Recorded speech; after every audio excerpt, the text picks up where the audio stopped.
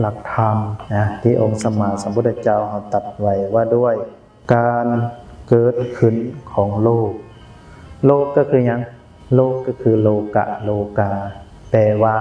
สิ่งที่จะต้องแตกสลายมันเกิดขึ้นได้ใดมันเกิดขึ้นทางใดที่เราฟังไปเนาะมันเกิดขึ้นทางตาแม่นบ่ตาเห็นรูปเกิดการรับรู้ทางตาก็เป็นผัสสะสิ่งสามสิ่งหรือว่าสิ่งสามอย่างมาพบพ้อนะมาพบพ้อพร้อมกันสิว่าใดมันมาพอกันว่าซะเนาะระหว่างตากับหูแล้วก็การรับรู้ทางตาเอิ้นว่าผัสสะเนี่ยผู้ดงเอิ้นว่าผัสสะคันตาเห็นรูปซื่อบ่เกิดการรับรู้เป็นผัสสะได้บ่ได้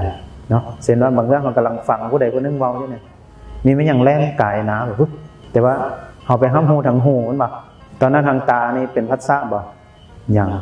เฮาบ่เห็นนี่หยังบ่ผ่านกายนะเฮาแม่นบ่หรือบางเทื่อบ่คันเอาไปรับรู้ทางตามีผู้นึงกำลังลมเฮาบ่ลมเฮาทางหูนี่นะเฮ้ยเจ้าเฮ็ดจังได๋แต่เฮากำลังจึงเบิ่งสิ่งใดสิ่งหนึ่งเสียงกระทบหูแต่ว่าการรับรู้ทางหู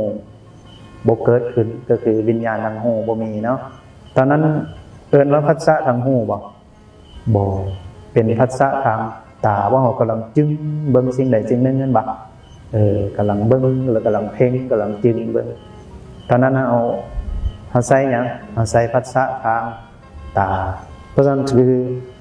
สิ่งสามอย่างมาพ้อกันจึงเอิ้นว่าผัสสะเนาะระหว่างตาก็คือตาหู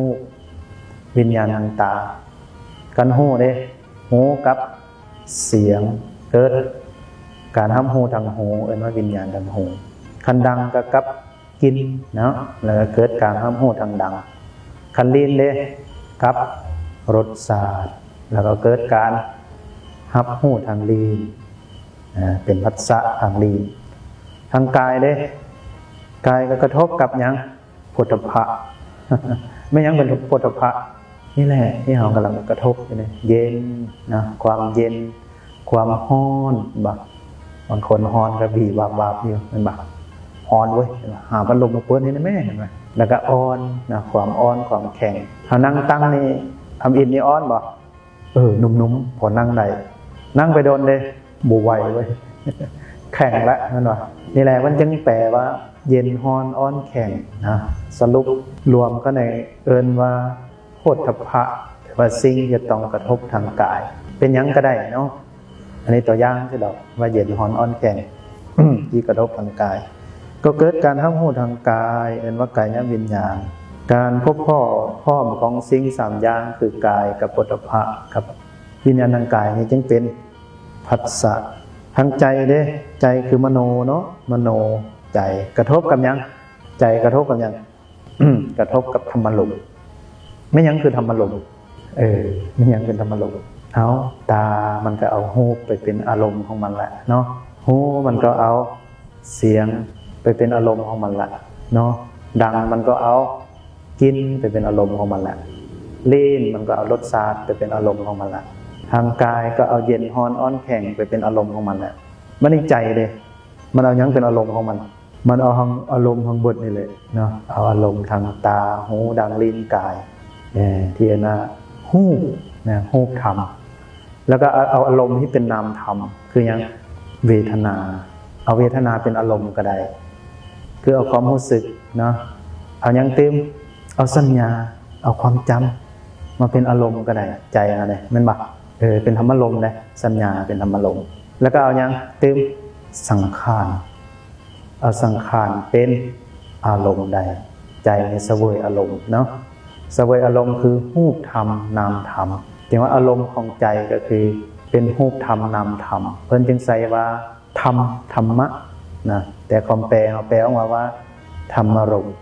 คืออารมณ์ของใจหรือว่าสิ่งที่เกาะเกี่ยวทางใจเนาะอารมณ์เป็นสิ่งที่เกาะเกี่ยวธรรมารมณ์คือแปลว่าสิ่งที่เกาะเกี่ยวทางใจหรือธรรมที่เป็นที่เกาะเกี่ยวทางใจเพราะฉะนั้นใจเนาะกับธรรมารมณ์เกิดมโนวิญญาณนะการรับรู้ทางใจความพบพ้อพร้อมของธรรมสามประการก็เอิ้นว่าผัสสะคือผัสสะทางใจเมื่อมีผัสสะแล้วก็มีหยัง มีเวทนาเนี่ยพระองค์ว่ามีเวทนาแล้วก็มีตัณหาและบาปเป็นปัจจัยให้ตัณหาขณะหยุดบ่ได้เลยไปใส่มีอุปาทานที่เราเว้ากันไปเมื่อวานเนาะตอนนี้แหละตอนนี้เราจะเพลินเลยเนี่ยเราเพลินเนาะธรรมารมณ์ก็ดีเพลินไปน้ำตาหูดังลิ้นกายใจก็ดีหรือเพลินไปนำขันธ์หาก็ดีเนาะคันว่าระบบขันธ์หาเพลินนำหูนำเวทนานำสัญญานำสังขารนำวิญญาณพระองค์จึงว่าผู้ใดเพลินอยู่กับตาผู้นั้นเสื่อเพลินในสิ่งที่เป็นทุกข์ผู้ใดเพลินอยู่ในสิ่งที่เป็นทุกข์เนี่ยพระองค์ว่าเฮากล่าวว่าผู้นั้นยอมบ่หลุดพ้นไปได้จากทุกข์ผู้ใดเพลินอยู่นำหูดังลิ้นกายใจก็ชื่อว่าเพลินในสิ่งที่เป็นทุกข์ผู้ใดเพลินอยู่ในสิ่งที่เป็นทุกข์ก็ยอมบ่หลุดพ้นไปได้จากทุกข์ผู้ใดเพลินอยู่นำหูเวทนาสัญญาสังขารวิญญาณก็ดีชื่อว่าเพลินอยู่ในสิ่งที่เป็นทุกข์ในเมื่อเราเพลินในสิ่งที่เป็นทุกข์พระองค์ว่าจะบ่หลุดพ้นไปได้จากทุกข์ในเมื่อมันเป็นทุกข์เนาะก็ให้เกิดอย่างเกิดเป็นอุปาทานยึดมันถือมันเกิดเป็นภพการเข้าสู่ อารมณ์เนาะแล้วก็เกิดเป็นชาติในการเกิดว่าเป็นตัวเฮาของเฮาเป็นตัวกูของกูขึ้นมาบักเป็นตัวกูของกูขึ้นมาแล้วมันยังบัดนี่เกิดมันเกิดแล้วดิมันยังเกิดชาติเป็นปัจจัยให้เกิดยังโศกะความโศกผู้ใดโศกกูนี่แหละ กูนี่แหละโศกเศร้าเฮานี่แหละเนาะคันว่าภาษาสุภาพบักเฮานี่แหละโศกเศร้าเฮาสิตายแล้วเนาะโศกเศร้าคือโศกแท้เศร้าแท้โลกใบนี้นี่แต่เรื่องโศกเศร้านะโศกะปริเทวะห้ำให้ลำพันโอ้ยข้างอกข้างโอยเนาะห้ำให้ลำพันแล้วคือเป็นอย่างนี้เนาะมีแต่เฮาบ่เนาะเป็นทุกข์ไผสิซอยเฮาได้บ่เนาะบักให้หาบ่ได้ห้ำให้ลำพันบางคนก็ห้ำให้ลำพันหาหมอดูหมอเดาหมอเก่าขี้เห็นขี้กาบห้ำให้ลำพันหาเนาะหมอดูหมอเดาหมอเป่าหมอพ่นนะหมอเฮ็ดน้ำมนต์หมอพ่นน้ำหมากหมอคาบขี้เธอใส่หัวกันบางคนก็ห้ำให้ลำพันหานางเทียมนางปลอมก็จะแก้ทุกข์ให้แม่นบ่บางคนก็ห้ำให้ลำพันหาผู้ใดแก้วเหล้าแก้วเบียร์กินเบียร์เพื่อหายเศร้ากินเหล้าเพื่อหายทุกข์กินเบียร์เพื่อเคลียร์ทุกข์มันก็ว่าไปบางคนก็ห้ำให้ลำพันหาไม่ยังเสียงเพลงนะเฮานั่งอยู่นี้เดี๋ยวเฮาห้ำให้ลำพันหาไม่ยังเฟซหาไลน์แล้วบัดนี้เนาะระบายแล้วบัดนี้บอกผู้ใดทำไมลำพันหาแล้วเป็นระบายใช่บางคนเขียนลงใน Facebook ใน TikTok เห็นบ่ในไม่ยัง WhatsApp ในไม่ยังไรแล้วแต่เขาสิเขียนระบายแล้วมันสังกระแสไม่ยังสังกระแสดราม่าใส่กันบ่แล้วแต่สิเฮ็ดเนาะเพราะห้ำให้ลำพันเห็นบ่หาสิ่งต่างๆแล้วก็แสวงหาแล้วก็เกิดหยังโศกะปริเทวะทุกขะโทมนัสสะก็คือทุกข์กายเห็นบ่ทุกข์ใจเป็นทุกข์บ่ทุกข์ทรมานกายทรมานใจอยู่บ่เป็นสุขนั่งบ่เป็นสุขตามองค์สมมาสัมพุทธเจ้าว่าก็มีเขาป่าอาหารมืดมนการงานมืดมนแม่นบ่เขาป่าอาหารก็กินบ่ได้โอ้ยมันมืดมนกินก็บ่แซ่บกินก็บ่แซ่บการงานมืดมนบ่เฮ็ดหยังก็บ่มีกระจิตกระใจเพราะทุกข์กายทุกข์ใจผู้ใด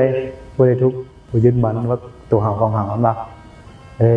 ยึดมั่นถือมั่นว่าตัวกูของกูนี่แหละกูสิตายแล้วเว้ยเห็นบ่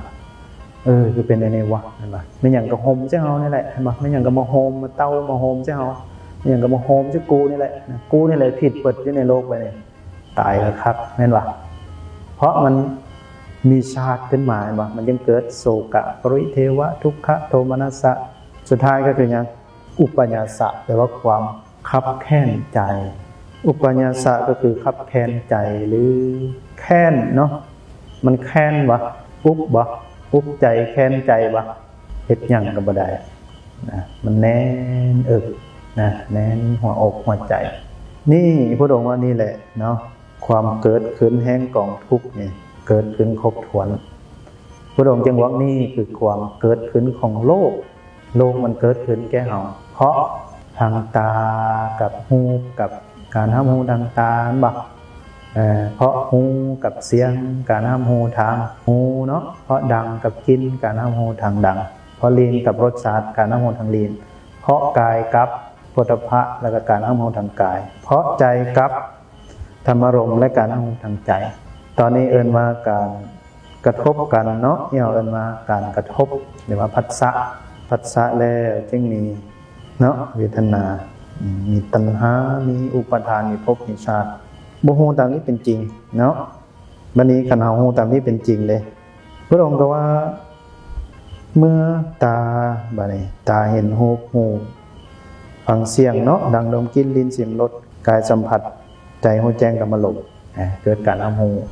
ในยตนะนั้นแล้วก็เป็นผัสสะคือกันก็มีเวทนาเนาะเสวยเวทนาสุขแด่บางเทื่อก็ทุกข์แด่บางเทื่อก็ว่าเฉยๆตอนนี้เฮาเฉยๆบ่ตอนเฮานั่งฟังธรรมนี่เฉยๆหรือเฮาเป็นสุขหรือเฮาเป็นทุกข์บางคำเฮาฟังไปก็ว่าเป็นสุขพอใจบางคำบ่พอใจเด้เป็นทุกข์แม่นบ่บางคำเด้ผู้ใดสิเว้าหยังก็ยานั่นน่ะภาษาสวรรค์เนี่ยผู้ใดสิเว้าหยังก็ตายยานั่นน่ะบ่สนเฮานั่งเพิ่นอยู่ผู้เดียวตอนนี้เอิ้นว่าแม่นหยังยังบ่ฮู้ว่าเป็นสุขเป็นทุกข์แต่มันก็เพลินแม่นบ่ นี่แหละจึงมีเวทนาแล้วเสวยเวทนาก็มีตัณหาในพุทธองค์เกิดความอยากเนาะแต่บัดนี้คันเรามีสติมีสติพุทธองค์ว่าเพราะความจางคายดับไปโดยบ่เหลือแห่งตัณหามีสติขึ้นมาหูทันสิ่งที่กระทบไปทางตาหูทางลิ้นกายใจก็ดีเห็นว่ามันบ่เที่ยงเห็นว่าบ่เที่ยงเท่านี้แหละตัณหาจะดับได้เห็นว่ามันเป็นทุกข์เนาะ เห็นว่ามันเป็นทุกข์ตัณหาดับได้ตัณหาดับเพราะฉะนั้นพระองค์ก็เพราะความจางคายดับไปโดยบ่เหลือแห่งตัณหานั่นแหละจึงมีความดับแห่งหยังอุปาทานนะคือความยึดมั่นถือมั่นว่าตัวเฮาของเฮาหรือว่าตัวกูของกูดับเพราะมีความดับแห่งอุปาทานจึงมีความดับแห่งภพนะการเข้าสู่อารมณ์ก็ดับแล้วความเกิดว่าตัวกูของกูเกิดบ่ตัวเฮาของเฮาก็ดับเพราะมีความดับแห่งชาติบ่ไม่ยังดับความโศกเศร้าทำให้ลำพันธ์ทุกข์กายทุกข์ใจคับแค้นใจที่ในภาษาบาลีเขาคุ้นเคยก็คือยังโศกะปริเทวะทุกขะโทมนัสสะอุปาญาสะทั้งหลายดับเพราะฉะนั้นพระองค์จึงว่าความดับลงแห่งกองทุกข์ทั้งสิ้นนี้เห็นปะย่อมมีด้วยอาการอย่างนี้นี่คือความดับลงแห่งโลกเห็นปะนี่คือการดับลงแห่งโลกเขาดับได้เพราะฉะนั้นเราก็มาเห็นว่าโอ้เนาะโลกที่มันเกิดขึ้นคือความทุกข์เกิดเนาะเกิดเพราะทางตาหูดังลิ้นกายใจตาหูดังลิ้นกายใจของผู้ใดของผู้อยู่กับที่ว่าไปเมื่อวานเนาะผู้อยู่กับเท่าเพลินกับนางเพลินเห็นบ่ว่าภาษาบ้านนองแล้วผู้อยู่กับบักเพลินกับอีเพลินนี่แหละเห็นบ่โอ้อันนั้นบักเพลินกับอีเพลินนี่เนาะ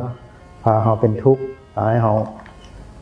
เกิดขึ้นเนาะพาให้โลกเกิดขึ้นแก่เฮาพาให้เฮายึดมั่นถือมันว่าเป็นตัวกูของกูนี่เท้าเพลินกำลังเพลินนี่เด้อ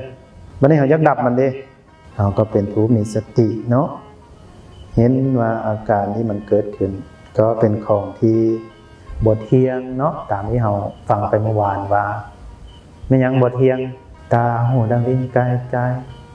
รูปเสียงกลิ่นรสโผฏฐัพพะธรรมารมณ์บ่เที่ยงแล้ววิญญาณที่มันเกิดขึ้นเพราะการกระทบของตาหูดังลิ้นกายใจกับโผฏฐัพพะธรรมารมณ์ที่มันกระทบกันวิญญาณเกิดเนี่ยมันเที่ยงบ่เที่ยงเนาะแล้วมันไปเกิดผัสสะก็บ่เที่ยง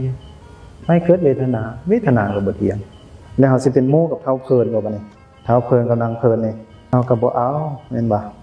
บ่เอาเท้าเพลินนางเพลินเป็นหมู่เนาะบ่เอาอีเพลินกับบักเพลินนี่เป็นหมู่ไม่ยังดับตัณหาดับเห็นบ่เฮาอยากบ่เฮาอยากมีหยังบัดนี้อยากมีอยากเป็นอยากบ่มีบ่เป็นบ่อยากในความบ่มีบ่เป็นบ่ก็บ่อยากนะก็ชื่อว่าปล่อยวางนะปล่อยวางได้นั้นขอเพียงแค่ให้เฮาเห็นเนาะเห็นความบ่เที่ยงของโลกที่มันเกิดขึ้น นะแล้วก็พระองค์ว่าถึงมันมีตัณหานะพระองค์ว่าเด็กเนาะเพราะมีผัสสะเป็นปัจจัยบ่จึงมีเวทนาเพราะมีเวทนาเป็นปัจจัยจึงมีตัณหาเพราะบ่นี้ความจางคายดับไปโดยบ่เหลือแห่งตัณหานั่นแหละจึงมีความดับแห่งหยังอุปาทานเนาะคือความยึดมั่นถือมั่นเพราะมีความดับแห่งการยึดมั่นถือมั่นหรือความยึดมั่นถือมั่นว่าตัวกูของกูจึงมีความดับแห่งภพนะจึงมีความดับแห่งชาติจึงมีความดับความสุขเศร้าห้องให้ทำไมลำพันทุกข์กายทุกใจก็ดับเนาะคันเฮาอยากให้โลกมันดับโลกดับบ่แม่นเฮาตายเด้พระองค์ว่านี่คือความดับลงแห่งโลกคือความดับลงแห่งตัณหาสรุปแล้วก็คือเอาดับตัณหาได้เอาดับโลกได้เนาะคือดับทุกข์ได้เพราะฉะนั้นนี่คือหลักธรรมที่นำเอามากล่าวสู่ฟังเนาะว่าโดยความเกิดขึ้นของโลกและความดับลงแห่งโลกในหลักธรรมข้อนี้มันก็สมควรแก่เวลาแล้วนะก็ขอให้พวกเราทั้งหลายผู้ได้ยินได้ฟังจงยินดีในหลักธรรมคำสอนพระศาสดาน้อมนำไปได้ควรประพฤติปฏิบัติเกิดความสุขความเจริญด้วยกันจงทุกคนเถิดสาธุ